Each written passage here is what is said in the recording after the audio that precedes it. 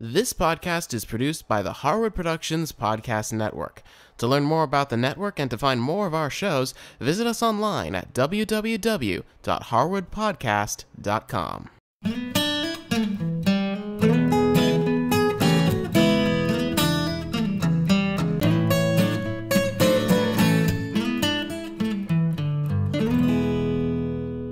Hi, I'm Cindy Harris. In this episode, I'm making mushroom bisque soup. A bisque soup is one that's a pureed soup.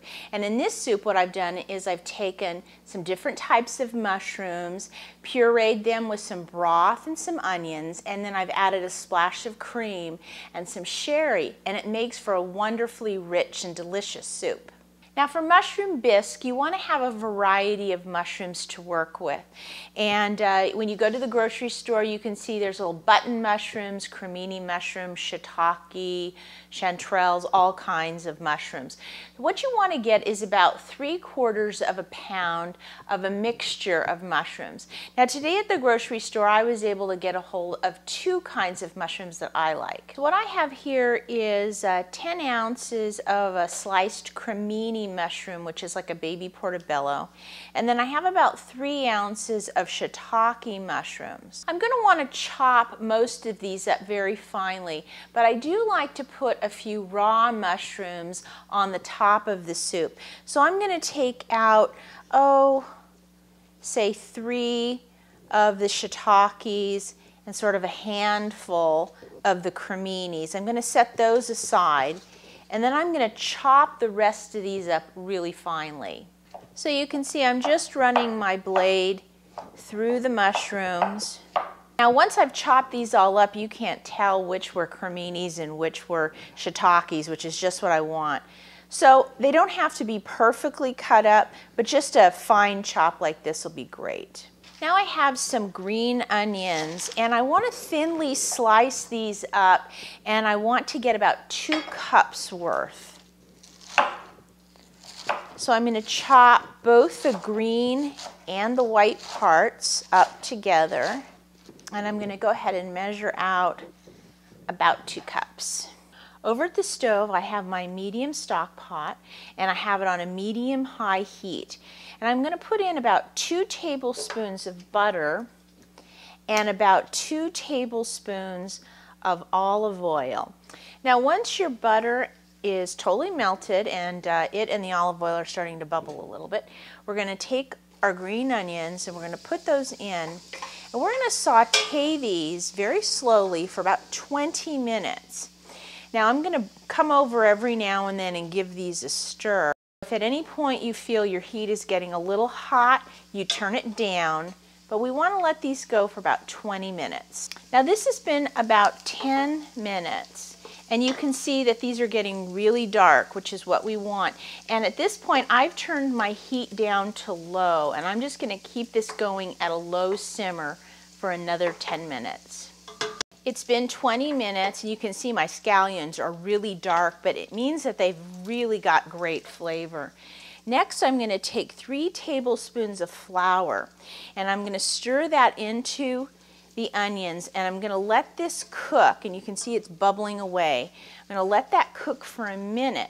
The other thing that's great about putting your flour in at this point is we're using it as a thickener for the soup, but because we're letting it cook like this, it won't lump up on us. So after a minute, I'm going to take and I'm going to add 5 cups of chicken stock.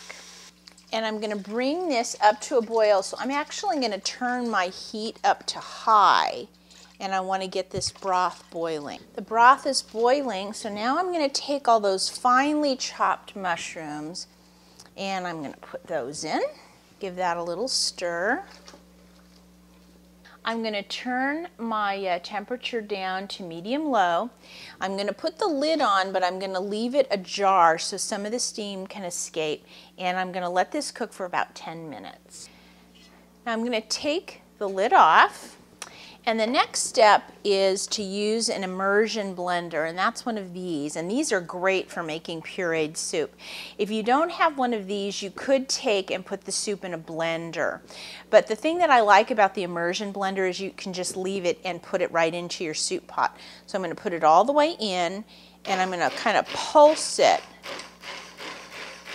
like this and kind of almost stir it around.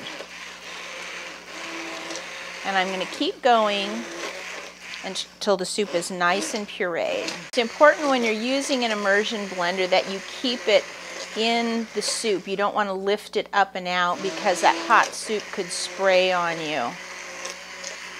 But if you just kind of stick with it for a minute or so, you'll turn all of that scallion and mushrooms into this nice smooth soup. Well, that looks pretty good. Now the last thing for this soup is I'm going to add 1 cup of some heavy cream, and then I'm going to add 1/4 cup of some dry sherry, and dry sherry just gives this a wonderful flavor. Now I don't want this soup to boil, so I'm going to leave it on a low heat, just like this, and it's basically ready to serve. I just need to taste it for some salt and pepper. And if I wasn't going to be serving it right now, I'd just put the lid on it and I'd turn the heat off. And then about 10 or 15 minutes before I was ready to serve, I would turn the heat on to a low and let it come back up to temperature. When we have cream in a soup, we don't want to let it boil. Now the last thing I want to do is right before I serve my soup, I want to take those mushrooms that I set aside and I want to really thinly slice them. So I'm even going to take the creminis that were already sliced and slice them even thinner. And I want to do the same thing with the shiitakes, really, really thin. I've taken my thinly sliced mushrooms, I'm just kind of mixing them all together like this.